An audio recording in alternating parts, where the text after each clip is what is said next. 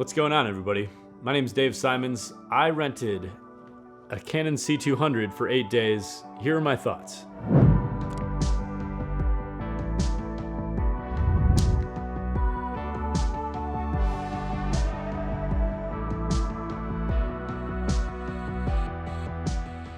So the reason I rented it is because it was half off all of the prices I saw. So $187.50 plus shipping, so it turned out to be $219 for 8 days. They actually mailed it early because of possible shipping delays with COVID. And so I ended up having it for 8 days instead of 7.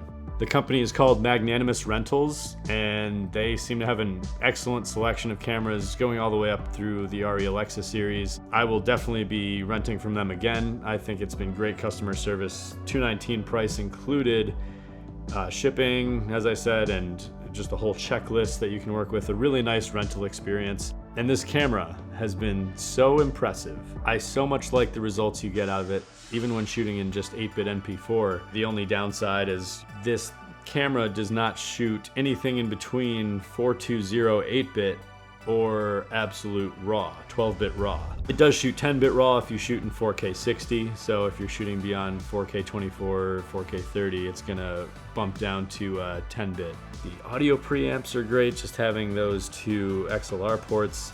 The double SD cards, you can do all sorts of, you can do relay recording, you can do simultaneous RAW and 8-bit MP4 or XAVC. It's really got everything I personally am looking for as someone who has bought into the EF series of lenses for so long. I'm going to show you how to install the handle that comes with it and just throw a lens on there and show you some 50mm 1.4 footage.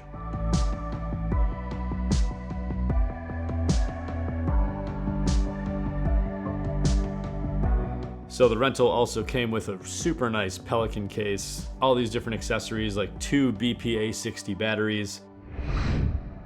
So these things last for about 240 minutes on a charge, and it came with 2 of them, so that was really thoughtful.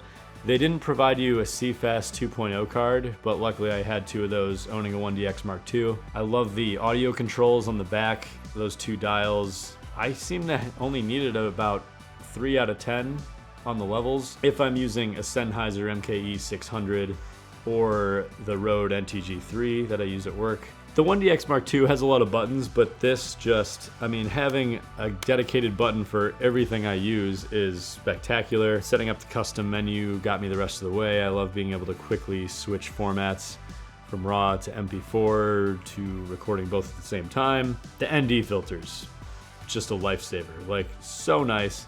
One time I accidentally had like a heavy ND filter on, and then I'm like, what's going on? It's so dark. And then I had to flip up the ISO to 12,800, which maybe with a denoiser isn't entirely unusable in some scenarios, but it was noisy, but I was like amazed that it was still a usable image in my opinion. So this came with the accessories of the full C200. I've been eyeing the C200B for a long time at a brand new price point of only $4,000. So it's like, I have an external monitor I could mount. I really do like this arm. This monitor is super nice with the HDR playback. Yeah, SDI slot, headphone slot, all that jazz. I love just shooting 4K 60 and 24 in RAW. That has been, being able to grade that for the first time has been just an exceptional experience. It's like playing around in Lightroom or Adobe Camera Raw.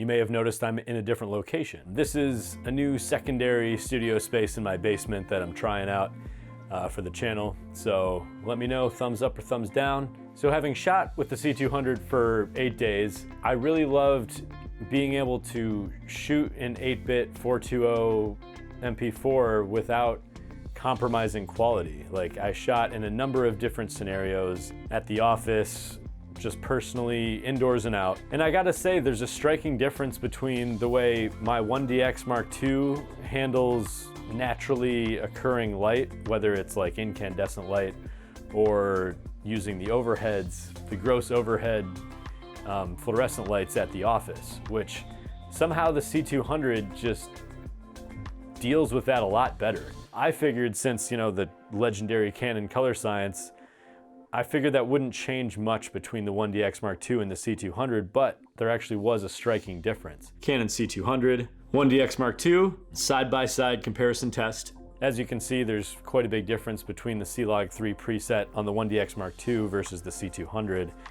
The C200 profile is noticeably flatter, just because it was actually made for that camera. The 1DX Mark II CLOG 3 profile was aftermarket, with a collaboration between James Miller and Atomos, however you say that. And with the announcement of the C70, I actually have chosen to pre-order that camera. I mean, if you've just seen what the DGO sensor can do, that is much more worth it in my opinion than having the option for RAW, which is distinctly missing from that camera's feature offering, but I don't think it's gonna make nearly as much of a difference as one, having 10 stops of NDs built in versus the 6 stops on the C200, and then also having that DGO sensor producing 16 plus stops of dynamic range versus the 15 that the Canon C200 claims. You've probably seen some other videos out there comparing the C200 and the C70 footage side by side, and I thought it was such a huge difference. I couldn't believe how much cleaner the C70 was when missing exposure. I did notice that the C200 was better at reclaiming the correct colors